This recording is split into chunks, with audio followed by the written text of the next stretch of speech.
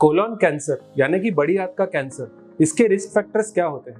क्या है वो चीजें जो होने से या जिसका सेवन करने से आपकी कोलोन कैंसर होने की रिस्क ज्यादा से ज्यादा बढ़ सकती है? आज हम जानेंगे। Hi, I am doctor Aditya Kulkarni. I am a gastro and cancer surgeon and robotic specialist. Pune में ओएसिस क्लिनिक में प्रैक्टिस करता हूँ। मेरा एरिया ऑफ इंटरेस्ट है पेट में पाए जाने वाले कैंसर और उनकी लेप्रोस्कोपिक और रोबोटिक सर्जरीज। आज हम बात करेंगे कोलोन कैंसर यानी कि बड़े आंत के कैंसर के बारे में। दोस्तों, बड़ी आंत का कैंसर ये पेट के कैंसर्स में सबसे कॉमनली पाया जाने वाला कैंसर है। इंडिया में इसका incidence third most common cancer overall ये देखा गया है और ये पुरुषों में और महिलाओं में इक्वली कॉमनली पाया जाता है।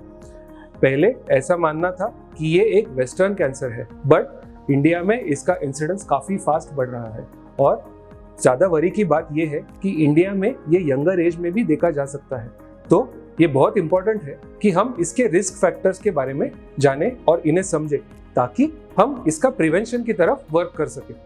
तो रिस्क फैक्टर एक ऐसी चीज है जिसके होने से या जो करने से कैंसर होने की रिस्क ज्यादा बढ़ सकती है। तो कोलोन कैंसर की भी कुछ ऐसे रिस्क फैक्टर्स हैं। तो क्या है, चलिए जानते हैं। Number 1, smoking.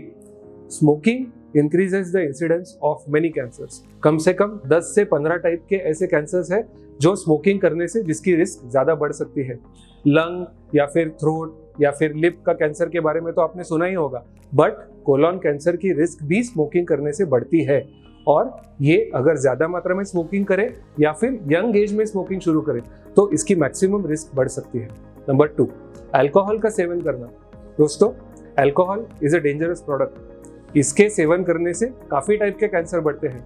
काफी ज्यादा फेमस है लिवर का कैंसर जो अल्कोहल के पीने से ज्यादा बढ़ सकता है, बट इवन कोलोन कैंसर भी अल्कोहल पीने से ज्यादा बढ़ सकता है। अगर आप अल्कोहल पीते हैं और इसका सेवन छोड़ देते हैं तो आप अपनी कोलोन कैंसर की रिस्क को लगभग 20 to 30% कम कर सकते हैं। नंबर 3, वेस्टर्नाइज्ड डाइट का सेवन करना। अब वेस्टर्नाइज्ड डाइट का क्या मतलब होता है? वेस्टर्नाइज्ड डाइट मतलब एक ऐसा डाइट जिसमें प्रोसेस्ड फूड्स ज्यादा हो, जिसमें प्रोसेस्ड मीट्स ज्यादा हो, या फिर रेड मीट का प्रमाण इसमें ज्यादा हो, या फिर हम जंक फूड ज्यादा प्रमाण में खाएं। सो western diet with all of these ingredients, इसमें देखा गया है कि इसका कोलोन कैंसर को बढ़ाने में बहुत ज्यादा रोल है। नंबर 4, अगर आपको डायबिटीज है तो कोलोन कैंसर की रिस्क ज्यादा हो सकती है, और अगर आप अपने शुगर्स को कंट्रोल कर सकते हैं तो ये रिस्क को आप रिड्यूस भी कर सकते हो। नंबर 5, अगर आप ओवरवेट है, यदि आपका वजन जरूरत से ज्यादा है या नॉर्मल लिमिट से ज्यादा है तो आपकी कोलोन कैंसर की रिस्क नॉर्मल लोगों से ज्यादा हो सकती है। नंबर 6, यदि आप एक्टिविटी नहीं करते हैं।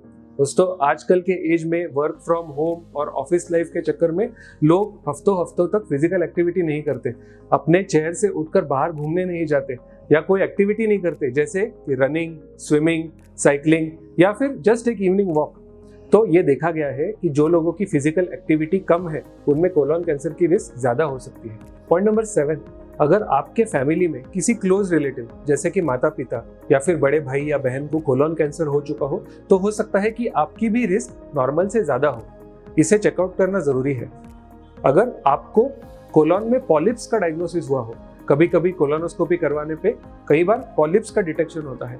पॉलिप्स कोशिकाओं के कुछ छोटे छोटे ऐसे ग्रोथ होते हैं जो कोलोन में कई बार पाए जाते हैं। There is a small chance कि अगर पॉलिप एक प्रकार का, जिसे एडिनोमेटस पॉलिप कहते हैं, अगर ये पॉलिप पाया जाता है तो there is a small chance कि ये आगे जाके कैंसर बन सकता है। तो इसमें भी रिस्क है कोलोन कैंसर बनने की। अगर आपको कुछ डिसीजेस है जैसे इन्फ्लेमेटरी बाउल डिसीज, जिसमें कि कोलोन में काफी लंबे समय तक इन्फ्लेमेशन यानी कि सोजिश या सोजन हो सकती है, इसे हम अल्सरेटिव कोलाइटिस या क्रॉन्स डिसीज के नाम से भी जानते हैं। तो अगर ज्यादा साल तक अल्सरेटिव कोलाइटिस या क्रॉन्स डिसीज है जिसकी ट्रीटमेंट कई बार एडिक्वेटली नहीं की गई हो, तब कोलोन कैंसर की रिस्क ज्यादा बढ़ सकती है।